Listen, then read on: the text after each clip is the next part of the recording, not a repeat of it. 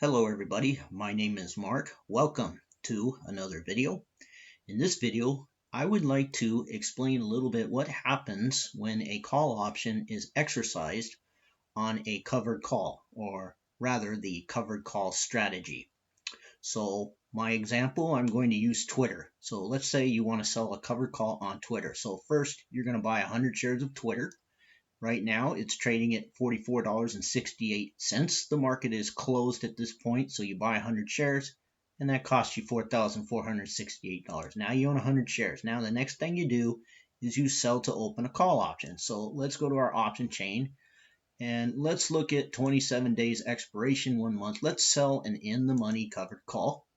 View the chain. And let's sell this $40 call. The bid is $525. The ask is $545.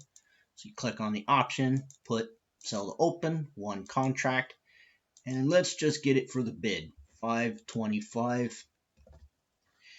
And review the order, and then you place the order, and it looks like you're going to get minus commission $524.35. Okay, now here's the deal. So let's go back to our option chain and let's click on in the money.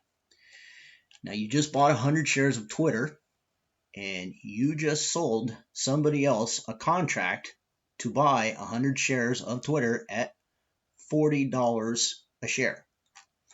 Now you bought the shares at $44.68 a share. So if you end up selling Twitter at $40 a share because the call option is exercised, you lose $468. But wait a minute. That's not totally true, because even though you lose money on the stock, you make the money back on the call, because you lose $468, but you received $525. So yes, you do lose money on the stock, but you made $525.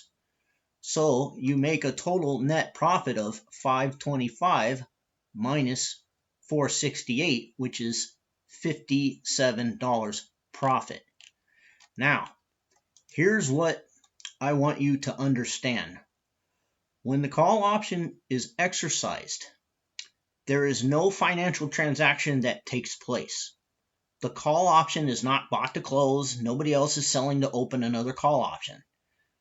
The shares are simply called away, and the call option is taken away. The contract is resolved, and this open interest you see here will decrease by 1. Now, if on the other hand, the shares are not called away, the call option is not exercised, then you simply hold on to that call all the way until expiration day. Then at expiration day, the call option will automatically be exercised if the call is in the money. In the money means the price of the stock is higher than the strike price of the call. If that's the case on expiration, it is automatically called away. Now, if the call is called away, if the call option is exercised and the shares are called away, then you make the same $55 profit, $57 profit, because you bought the shares at $44.68. You sold a $40 call.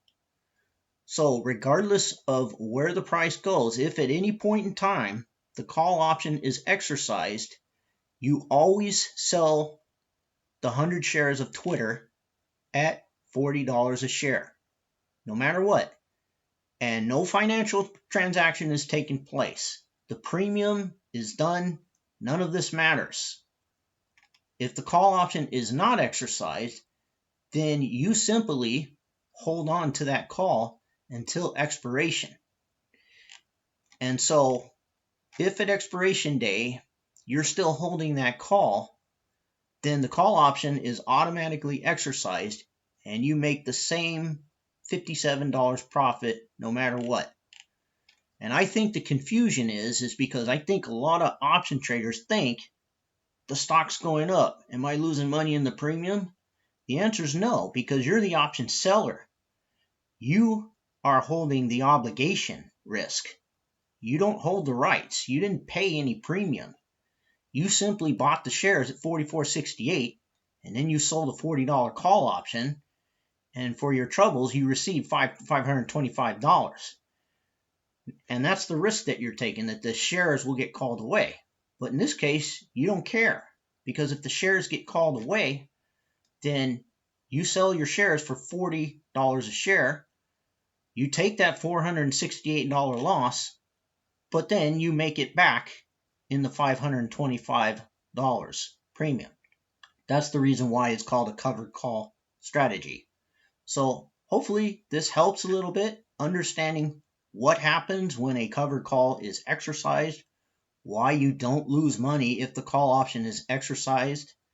And the only way you can really lose money on a covered call strategy is if Twitter tanks down to $30 a share. Well, you bought Twitter at $44.68. You're down $1,400 and whatever. And yeah, you do get to keep your 100 shares. You do get to keep this $525, but I would be pretty sad knowing that Twitter is at $30 a share. That's the only way you lose money in a covered call strategy. So that's it for this video. If you have any questions, feel free to leave a comment, hit the like button, whatever you choose to do to show some support would be great. Thank you for watching. I will see you in the next video. Have a good day.